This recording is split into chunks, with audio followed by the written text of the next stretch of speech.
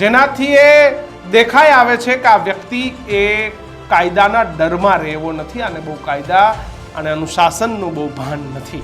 દેવાયત ખવડની ગાડી તોડવામાં જેનું નામ મોખરે આવ્યું છે, જેને સૌથી પહેલા દેવાયત ખવડની ગાડીને રોકી જે મહિન્દ્રા થાર સાથે જે વ્યક્તિની એન્ટ્રી થઈ, દેવાયત ખવડની ગાડી તોડવી જ નહીં પરંતુ અનેક એવા ગુનાઓ એ કર્યા છે. અવારનવાર પોતે હુક્કા પીતા હોય, ગાડીઓ ફેરવતા હોય, સીન શોટ કરતા હોય એવા અનેક પ્રકારના ફોટોઝ અને વિડીયોઝ એમની પ્રોફાઇલ પર મળી આવ્યા છે.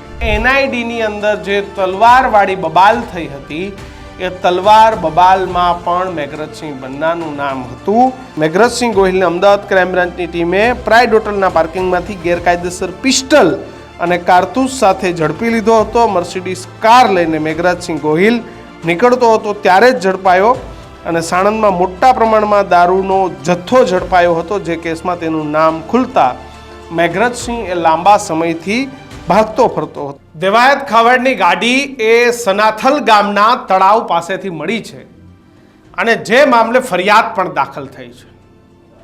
પણ દેવાયત ખવડની ગાડી પર તોડવામાં, ગાડીને રોકવામાં અને ગાડી પર સૌથી પહેલો ઘા કરવામાં જેનું નામ આવે છે એનું નામ છે મેઘરજસિંહ ગોહિલ સાણંદ ઉર્ફે બન્ના. મેઘરજસિંહ ગોહિલનો જે ભૂતકાળ છે એ થોડો ગુનાહિત છે.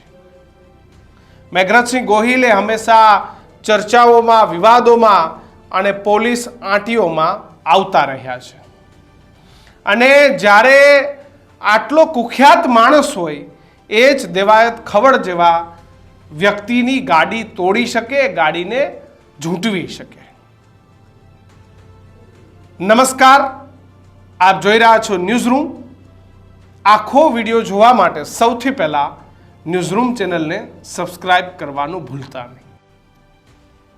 દેવાયત ખવડની ગાડી તોડવામાં જેનું નામ મોખરે આવ્યું છે, જેને સૌથી પહેલા દેવાયત ખવડની ગાડીને રોકી જે મહિન્દ્રા થાર સાથે જે વ્યક્તિની એન્ટ્રી થઈ અને સનાથલના રિંગ રોડ પર ગાડી રોકવામાં આવી, એ વ્યક્તિનું નામ છે મેઘરજસિંહ ગોહિલ ઉર્ફે બન્ના, જે સાણંદ ગામના વતની છે. આ મેઘરજસિંહનો જે ઇતિહાસ છે એ આખો ગુનાહિત રહ્યો છે. એમને દેવાયત ખવડની ગાડી તોડવી જ નહીં પરંતુ અનેક એવા ગુનાઓ એ કર્યા છે. પરંતુ અત્યારે દેવાયત ખવડની ગાડી તોડવાના કારણે આ મેઘરજસિંહ ગોહિલ ઉર્ફે બન્ના એ ચર્ચામાં છે. આમ તો મેઘરજસિંહ બન્ના એ પોતાના સોશિયલ મીડિયાની અંદર અવારનવાર પોતે હુક્કા પીતા હોય, ગાડીઓ ફેરવતા હોય, સીન શોટ કરતા હોય એવા અનેક પ્રકારના ફોટોઝ અને વિડીયોઝ એમની પ્રોફાઇલ પર મળી આવ્યા છે. જેનાથી એ દેખાઈ આવે છે કે આ વ્યક્તિ એ કાયદાના ડરમાં રહેવો નથી અને બહુ કાયદા અને અનુશાસનનું બહુ ભાન નથી. કદાચ આ વખતે પોલીસ એને કરાવશે.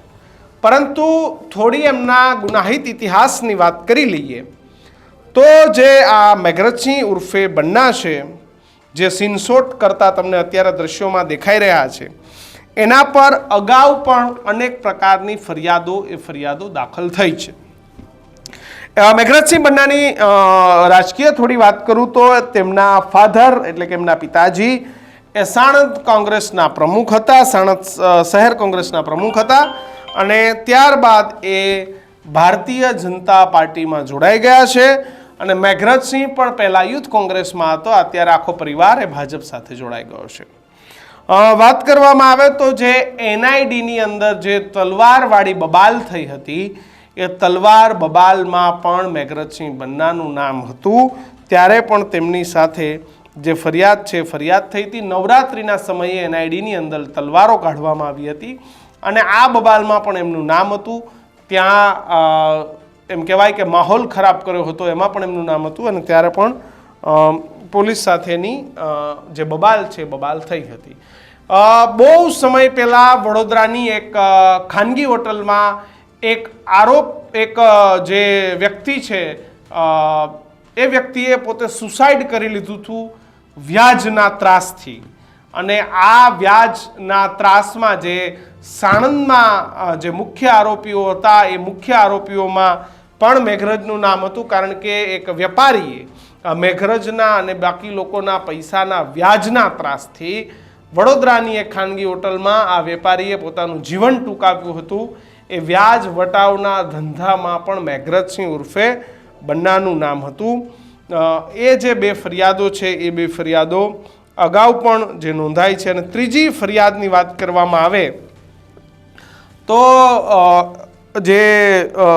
જે મર્સિડીઝ સાથે જે એમની ધરપકડ છે, ધરપકડ થઈ હતી સાણંદના વિવાદાસ્પદ વેપારી અને સાણંદમાં વોટર પ્લાન્ટ ચલાવતા મેઘરજસિંહ ગોહિલને અમદાવાદ ક્રાઇમ બ્રાન્ચની ટીમે પ્રાઇડ હોટલના પાર્કિંગમાંથી ગેરકાયદેસર પિસ્ટલ અને કારતૂસ સાથે ઝડપી લીધો હતો. મર્સિડીઝ કાર લઈને મેઘરાજસિંહ ગોહિલ નીકળતો હતો ત્યારે જ ઝડપાયો અને સાણંદમાં મોટા પ્રમાણમાં દારૂનો જથ્થો ઝડપાયો હતો. જે કેસમાં તેનું નામ ખુલતા મેઘરજસિંહ એ લાંબા સમયથી ભાગતો ફરતો હતો અને અમદાવાદ ક્રાઇમ બ્રાન્ચની ટીમે ગુનેગારને ઝડપી લેતા સતત પેટ્રોલિંગ કરી રહી હતી. ત્યારે ક્રાઇમ બ્રાન્ચના પોલીસ ઇન્સ્પેક્ટરને બાતમી મળી હતી અને પ્રાઇડ હોટલ પાસેથી ગેરકાયદેસર રિવોલ્વર લઈને ફરતા આ મેઘરજસિંહને ઝડપી પાડ્યો હતો.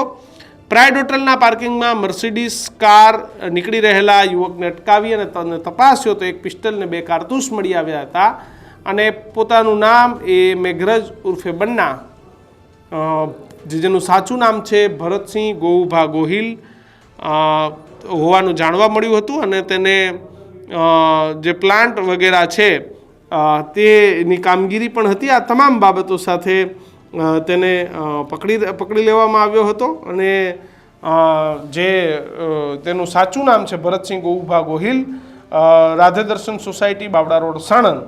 અને યુવકે એકવા ફિનાલ નામનો પાણીનો પ્લાન્ટ ધરાવે છે અને થોડા સમય પહેલાં સુરેન્દ્રનગરમાં મુન્ના સાથે ઝઘડો થયો હતો અને સમાધાન પણ થઈ ગયું હતું. મુન્ના સાથે મિત્રતા બંધાઈ હતી અને મુન્નાએ મેઘરજને બર્થડે ગિફ્ટ તરીકે પિસ્તોલ આપી હતી. ત્યારથી જ પોતાની ગેરકાયદેસર પિસ્ટલ અને કારતૂસ રાખતો હતો અને થોડા સમય પહેલાં સાણંદમાંથી મોટા પ્રમાણમાં એટલે કે દારૂ, વ્યાજ વટાવ, ગાડી તોડવી અને એને ઝૂંટવી, લૂંટ ચલાવવી, આ તમામ પ્રકારના ગુના એ મેઘરજ ઉર્ફે બન્ના ઉપર નોંધાઈ ગયા છે. પિસ્ટલ રાખવી, ગેરકાયદેસર રીતે કારતૂસ અને પિસ્ટલ રાખવી એનો પણ ગુનો નોંધાઈ ગયો છે. દારૂનો વેપાર પણ કરવો એનો પણ ગુનો નોંધાઈ ગયો છે. સાથોસાથ ગાડી તોડવી, લૂંટવી એનો પણ ગુનો નોંધાઈ ગયો છે. અને સાથોસાથ મેઘરજ બન્નાએ જે એનઆઈડીની અંદર તલવાર કાઢી હતી તો એનો પણ ગુનો એ નોંધાઈ ગયો છે. એટલે જે આ મેઘરજ બન્ના છે એ ઉર્ફે સાણંદના જે રહેવાસી છે તેમની જે ગુનાહિત ઇતિહાસ છે એ ઘણો ચોંકાવનારો છે. અવારનવાર વિવાદોમાં આ મેઘરજ બન્ના રહ્યા છે. ત્યારે દેવાયત ખાવડ સામે ફરિયાદ નોંધાઈ છે અને દેવાયત ખવડે પણ આ બધા સામે ફરિયાદ નોંધાવી છે. ત્યારે અમદાવાદ ગ્રામ્ય પોલીસ એ આ કુખ્યાત મેઘરજ બન્નાને કાયદાના પાઠ ભણાવશે કે નહીં, અને આવા લોકો જે કુખ્યાત થઈ જાય છે, સોશિયલ મીડિયામાં સીનશોટ કરે છે, ગાડીઓ લઈને ફરે છે અને આનાથી લોકો પ્રભાવિત થાય છે, પછી આવા લોકો પોતે વ્યાજ વટાવના ધંધા કરે છે અને પોતે કંઈક છે એવું સમાજની અંદર ચિત્રણ કરે છે. તમને શું લાગે છે આવા બધા લોકોએ અનેક શહેરોમાં, તમામ શહેરોમાં ગાડી લેવી, થાર લઈને ફરવું, સીનશોટ, ગ્લાસ અને પછી લોકોને પોતાની ઝાડમાં ફસાવવા, એટલે એ સીનશોટ કરે એનાથી પણ મને વાંધો નથી. આવા લોકો જ્યારે સમાજને નુકસાન કરતા થઈ જાય ત્યારે આવા લોકો સમાજે પણ પાઠ ભણાવવો ખૂબ જરૂરી છે. તમારું આવા ક્રિમિનલ લોકોને લઈને શું માનવું છે અને સમાજમાં આવા લોકોને આપણે દર્પણ બતાવવા માટે શું કરવું જોઈએ, ખાસ કમેન્ટ બોક્સમાં લખજો. જોતા રહેજો ન્યૂઝરૂમ. નમસ્કાર.